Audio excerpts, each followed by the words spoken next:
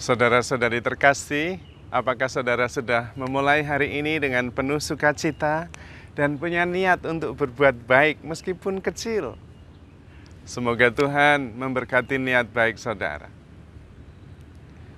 Anda dan saya tentu mempunyai pengalaman mendengarkan orang tua yang mengeluh tentang anaknya. Mungkin malah mengalaminya sendiri. Anak saya ini nakal sekali. Anak saya ini tidak nurut. Anak saya ini tidak bisa apa-apa, tidak bisa mandiri, macam-macam keluhannya. Dan kemudian biasanya mulai refleksi, mikir apa sebabnya. Ada yang mengatakan mungkin saya terlalu memanjakannya, Romo, sehingga dia tidak bisa mandiri. Macam-macam bla bla bla bla.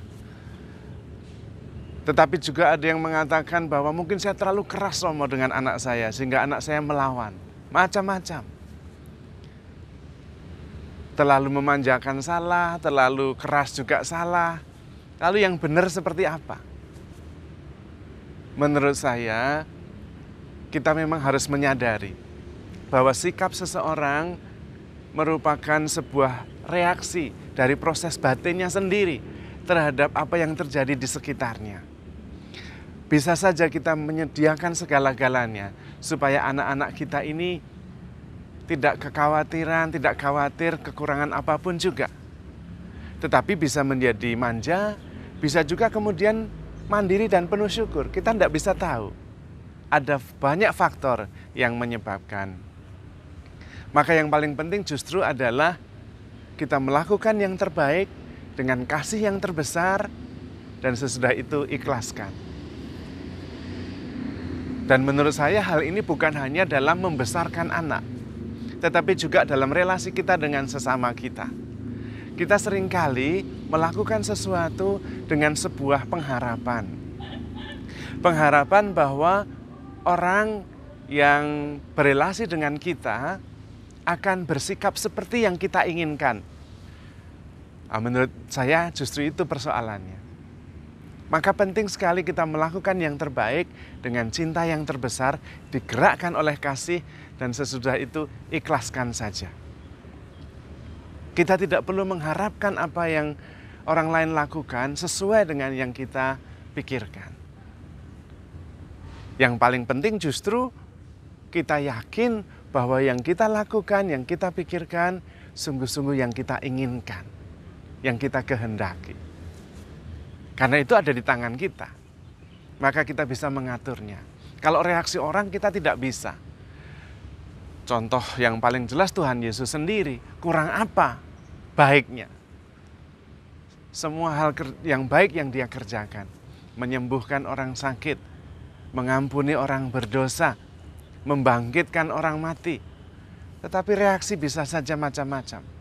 Ada yang percaya, ada yang tidak percaya, ada yang menganggapnya menghujat Tuhan, ada yang membunuhnya kemudian. Kita tidak bisa mengharapkan orang lain bertindak, bereaksi seperti yang kita mau. Tetapi kita bisa yakin, kita bisa mengatur reaksi-reaksi kita, tindakan-tindakan kita, respon kita seperti yang kita mau. Dan itu yang penting. Karena itu penting sekali bahwa kita melakukan yang terbaik yang kita bisa dengan cinta yang terbesar dan kemudian kita mengikhlaskannya. Karena dengan cara itu di belakang segalanya ada kerendahan hati. Bahwa bukan segalanya ada di tangan kita. Ada juga universal law, ada hukum kodrat, ada juga hukum ilahi. Ada yang mengatur kehidupan ini yang jauh lebih besar daripada yang bisa kita kendalikan. Bahkan kemungkinan kita pun kesulitan mengendalikan diri kita sendiri. Apa yang kita pikirkan, apa yang kita rasakan. Maka yang paling penting kita mencoba melakukan yang terbaik dengan cinta yang terbesar dan kemudian mengikhlaskannya. Kita akan jauh lebih ringan. Juga kita akan jauh lebih rendah hati. Tidak semuanya ada di tangan kita. Tidak semuanya kita yang menentukan. Yang paling penting justru rasa syukur bahwa kita boleh terlibat dan memberikan yang terbaik. Namun pada saat yang sama kita juga bisa lepas bebas, detachment. Seringkali kesulitan orang tua adalah kekhawatiran bahwa kalau saya sudah melakukan yang terbaik dan kemudian mengikhlaskan, nanti bagaimana nasib anak saya? Sekali lagi kembali seolah-olah kehidupan itu ada di tangan kita. Tapi Romo, kalau kita detach, lepas bebas, apakah berarti kemudian kita tidak sungguh-sungguh mencintainya, Romo? Menurut saya, detachment, lepas bebas, justru membuat kita bisa lebih mencintai tanpa pamrih. Unconditional love. Kita mencintai atas dasar kebebasan kita. Dan karena itu cintanya justru menjadi lebih murni. Yang kita tidak bisa adalah mengendalikan hasilnya, menentukan outputnya, itu yang kita tidak bisa. Bukan kita tidak peduli, kita tetap peduli, tetapi tetap ikhlas juga. Tidak mengharapkan sesuatu seperti yang kita inginkan. Syukur kalau kemudian bisa seperti yang kita harapkan.